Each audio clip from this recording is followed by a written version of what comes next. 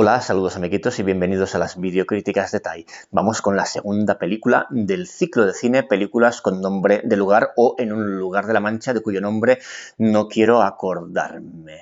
Esta es la videocrítica más complicada a la que me enfrento desde que empecé con las videocríticas, así que va a ser muy especial. La voy a hacer en dos partes. La primera parte donde voy a hablar del director de la película y de la película en sí, y una segunda videocrítica en la que hablaré del escritor de la novela y de la novela en la que está basada la película.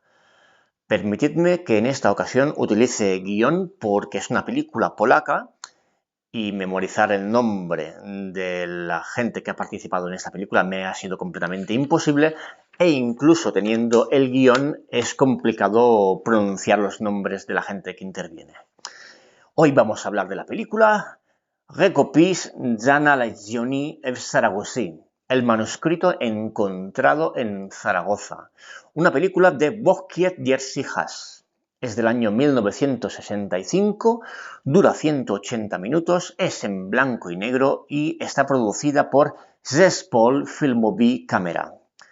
El guionista es Tadeusz Kwiatkowski, la música es de Krzysztof Penderecki y los protagonistas son Zbigniew Cybulski, Iga Zembrzyńska, Elżbieta Ciszewska, Gustav Holowik y Stanislav Igar, entre otros.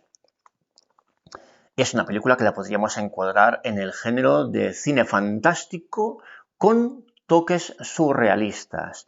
Y a nivel de premios es una película que estuvo reconocida a nivel internacional en muchos festivales, pero los más importantes fueron el de Edimburgo, el de San Sebastián y el de Sitges.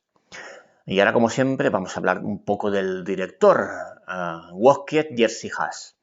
Un caballero que nace el año 1925 en Cracovia, Polonia, y muere el año 2000 en Łódź, Polonia también. Junto a Roman Polanski, Andrzej Wajda es el director de cine más importante de Polonia a nivel internacional. Como digo, nace el año 25 en Cracovia y su padre es judío y su madre es católica. Una mezcla de religiones, pero él se autodenomina agnóstico durante su vida.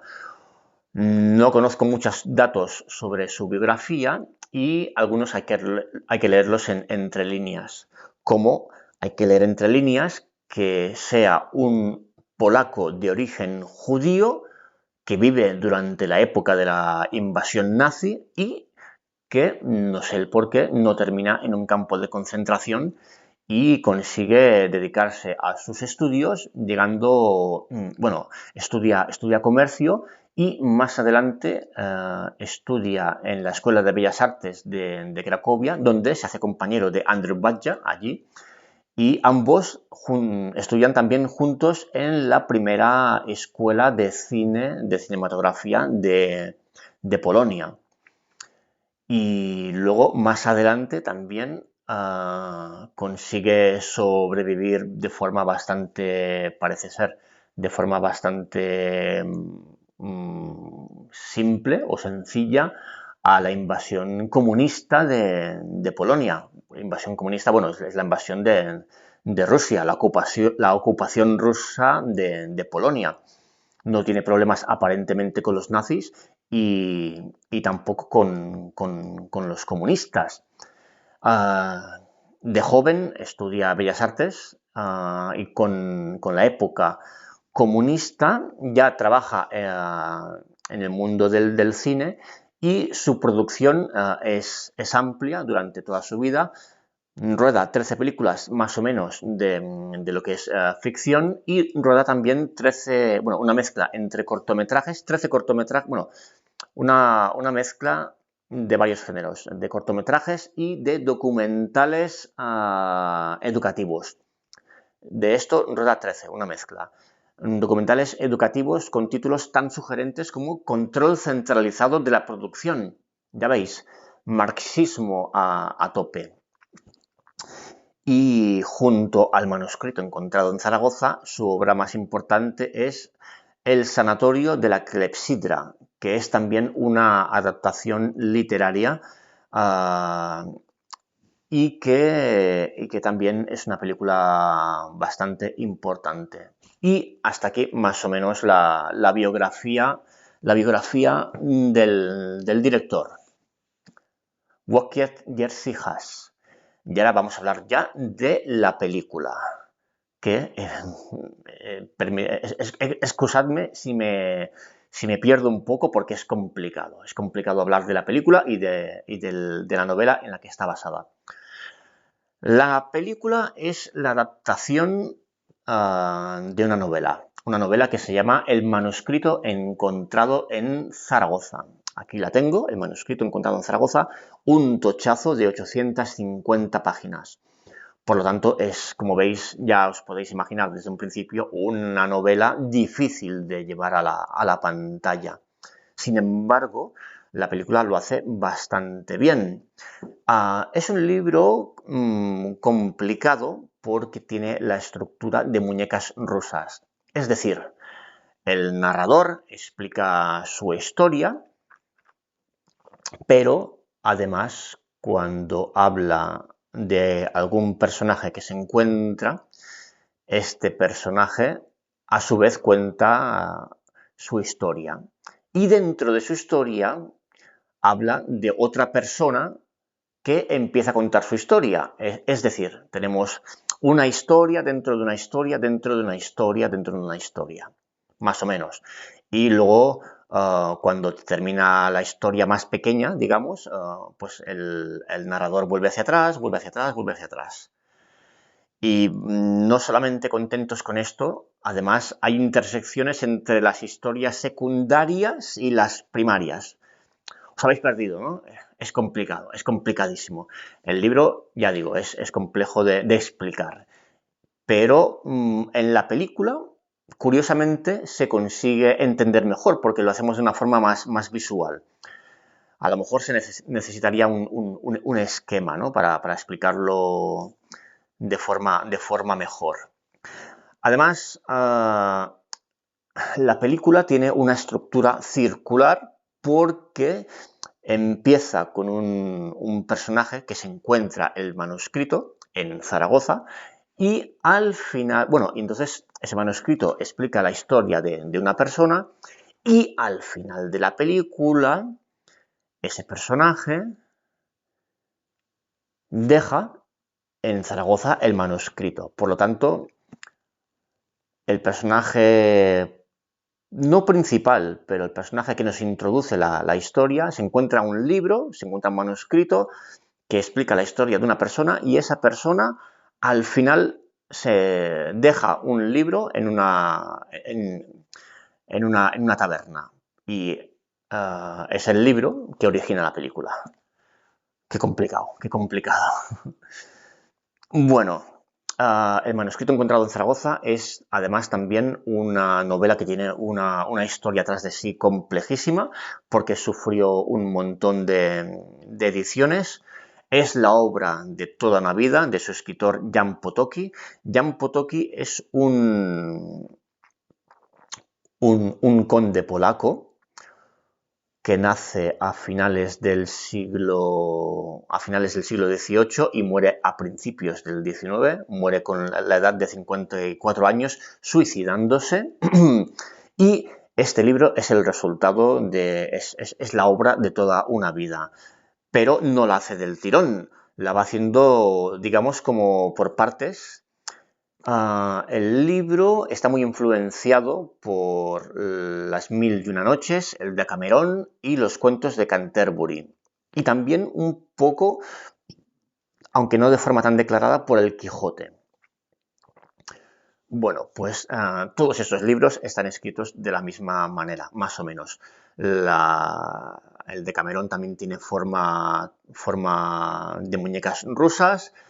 Los cuentos de la Mil y una Noches nos cuentan historias por días, por jornadas, y lo mismo hacen los cuentos de Canterbury, en la cual un grupo de personas que están en peregrinación se van contando cuentos los unos a los otros durante varias jornadas.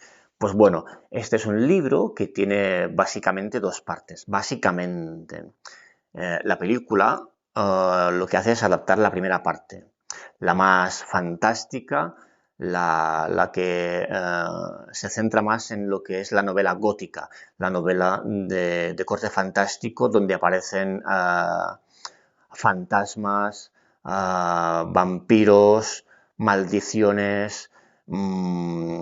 Es más tenebrosa, más tétrica. La segunda parte es más racional. Los hechos que aparecen en la primera parte se explican en la segunda parte de una forma más racional. Pero eso es son dos partes, digamos, un poco una división ideológica, porque la novela lo que hace es estar dividida en jornadas, y son unas 40 y pico jornadas. Durante cada jornada más o menos es una noche, un día, un día, una noche. Y en cada jornada pues se narran varias historias. Es complejo, ¿eh? Es complejo. Bueno, pues hablo un poquito del libro. Pues esto, es una novela fundamental de la literatura fantástica occidental. Está considerada la primera novela fantástica occidental de la era moderna y por lo tanto es una novela importante a nivel mundial. Déjame que mire un poco el guión porque es difícil, es difícil. Bueno, vamos a hablar un poquito. Iba a hablar un poco más del libro, pero vamos ya directamente mejor a la película. La película es posiblemente la película más importante de su director. Y vamos a ver, dura, he dicho, 180 minutos. Ok, eso es la edición original. En Estados Unidos, supongo que por razones comerciales, la recortan a 152 minutos. Ya pierde metraje. Y en Inglaterra la reducen a 125 minutos. O sea, casi se pierde una hora. Las ediciones son diferentes, también se empiezan a perder los rollos cinematográficos. Y ¿por qué he conseguido verla en sus 180 minutos, en su versión completa? Porque cuando llega a Estados Unidos se convierte ya en el 1965, cuando empiezan a exhibirla en festivales, se convierte en una película de culto y deja deslumbrado al señor Jerry García. Jerry García es el guitarrista y líder de la banda hippie Grateful Dead. Y desde que la ve hasta el día de su muerte, se empeña en que esta película sea restaurada y que consiga verse en condiciones. ¿Quiénes le ayudan? Le ayudan nada más y nada menos que eminencias como Martin Scorsese y Francis Ford Coppola. Así que la unión de estas tres personas, la unión de sus talentos y de sus contactos a nivel de filmotecas y a nivel económico, pues poniendo ellos dinero, consiguen encontrar todas las partes que constan, que montan esta película, y consiguen sacar una edición en DVD, que la tengo aquí. Esta es la edición en DVD, que es una edición completa. Curiosamente, no sé el por qué, pero en teoría debería estar la película en versión original con subtítulos en castellano, pero, y viene así en el menú, te pone versión original, pero cuando le das al play, no sé el por qué, no te deja escucharla en polaco y solamente aparece en castellano de España, no en el español latino. Y además, bueno, por suerte, está muy bien doblada, y dentro de lo malo de no poder verla en versión original, pues está bien doblada y uno se queda bastante a gusto con esa versión. Bueno, pues por lo tanto es esta una película de culto Y he nombrado a Jerry García, a Scorsese y Coppola, pero también la populariza Luis Buñuel, que dice que esta es la película que a él le hubiera gustado rodar y tiene bastante en común con el mundo de Buñuel. Es una superproducción, no sé cuánto dinero se invirtió, pero los esfuerzos fueron bastante importantes. Está rodada en exteriores en las montañas de Cracovia, lo cual es muy sorprendente porque es una película que está ambientada en España. Luego explicaré un poco el argumento. Bueno, pues está ambientada en España, en lo que es Sierra Morena, en Andalucía, y bueno, pues da totalmente el pego. Y los interiores están rodados en los estudios Wrocław.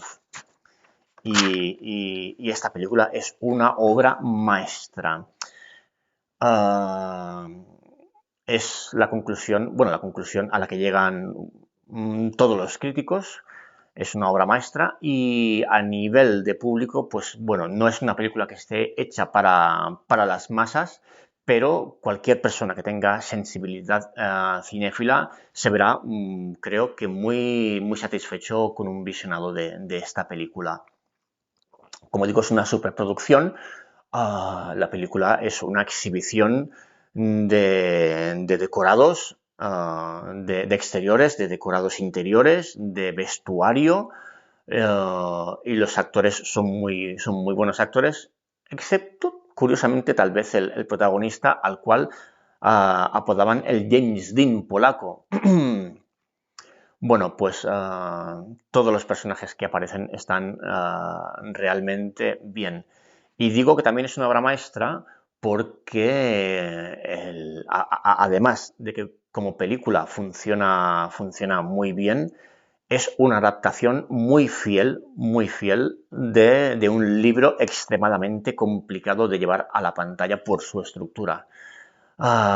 Digamos que está al nivel del Nombre de la Rosa. Vosotros sabéis cómo es el Nombre de la Rosa, ¿no? Una novela que tiene una introducción en la cual el supuesto escritor se encuentra con unos papeles y bueno, pues es complicada de llevar a la pantalla porque tiene mucha parte de latín, tiene una división de jornadas que responden al mundo eclesiástico, y luego también tiene mucha parte de historia, se narra la historia y el director sabe quitar todo lo que es su supletorio y concentrar una historia. Bueno, pues esta película está a ese nivel.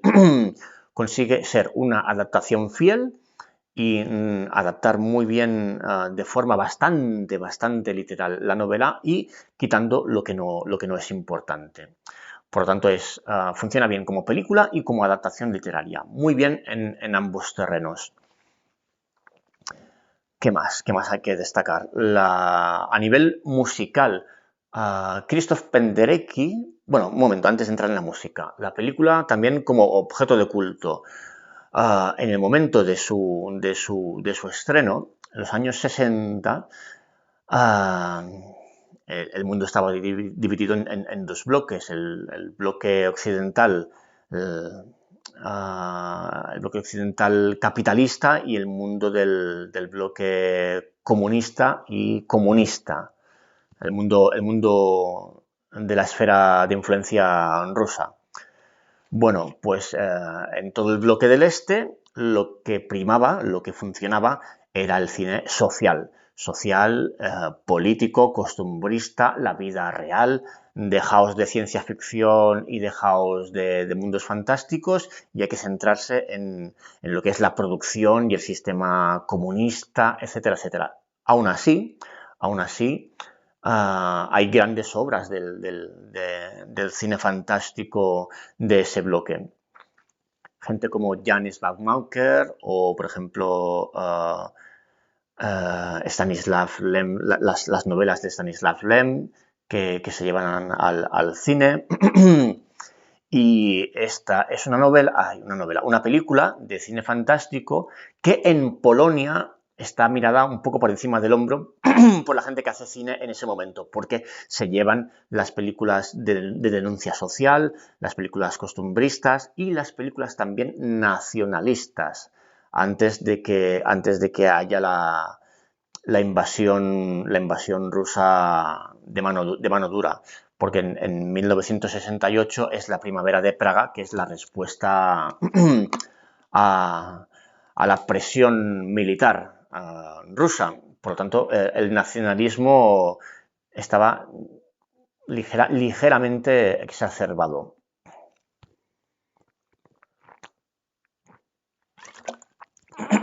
Como también sucedía cuando se escribía la novela, porque el manuscrito encontrado en Zaragoza, que antes me he olvidado de decirlo, es curioso porque es una novela escrita por un aristócrata polaco que escribe en francés, porque el francés es la lengua de la nobleza, sobre España. Toda la novela transcurre en España. ¿En qué España? En la España de Curro Jiménez, la España de las batallas napoleónicas, de la independencia, de la guerra de independencia española contra Napoleón.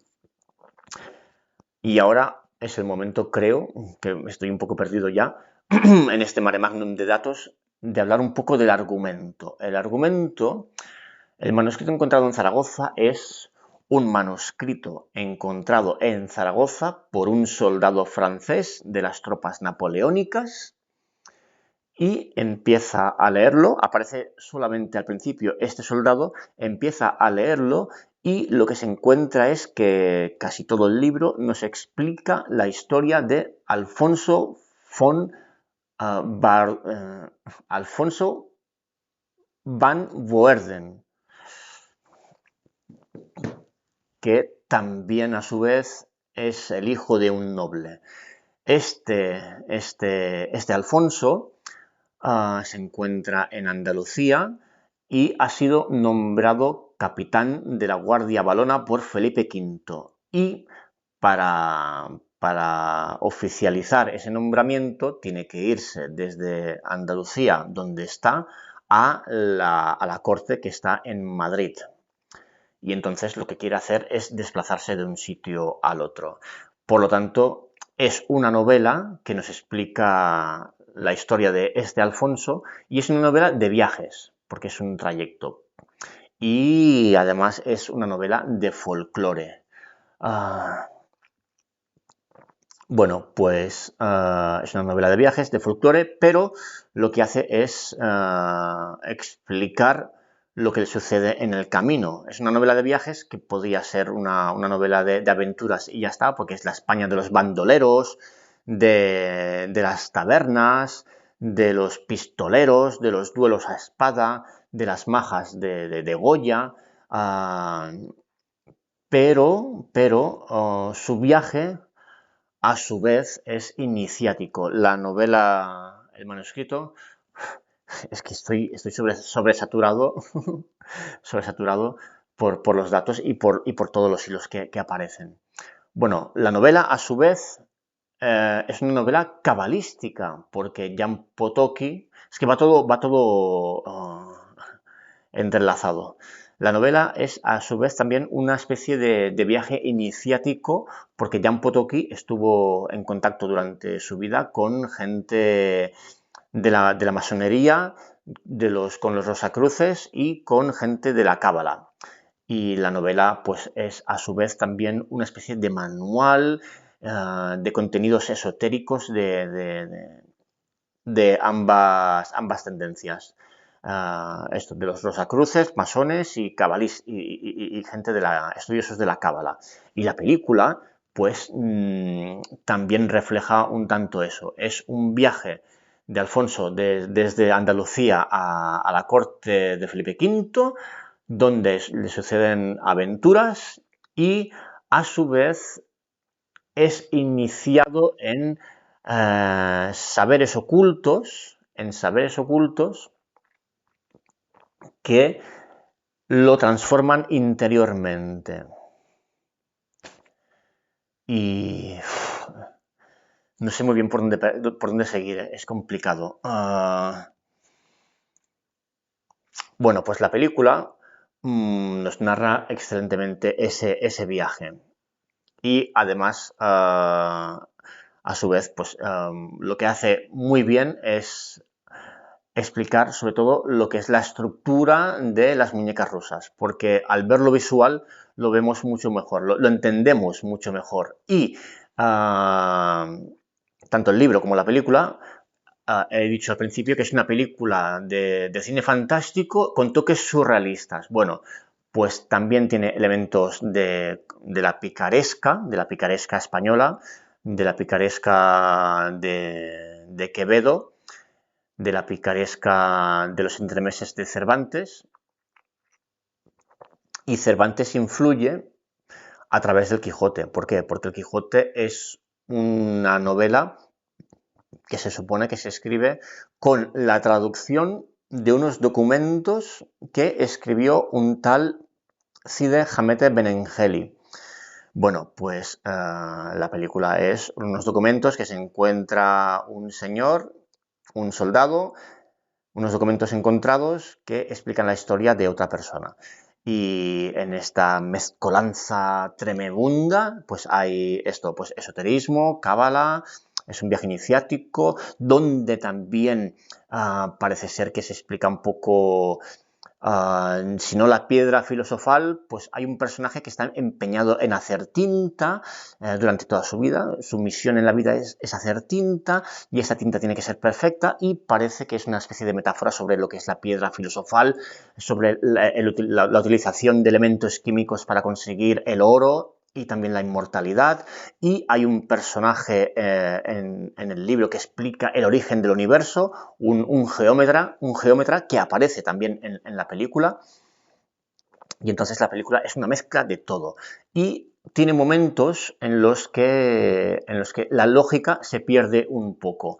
Las cosas no tienen una explicación lógica completa y no son del todo entendibles. Sobre todo el final, cuando uno se encuentra con cosas surrealistas que dices, bueno, ¿esto por dónde lo cojo? ¿Cómo lo interpreto?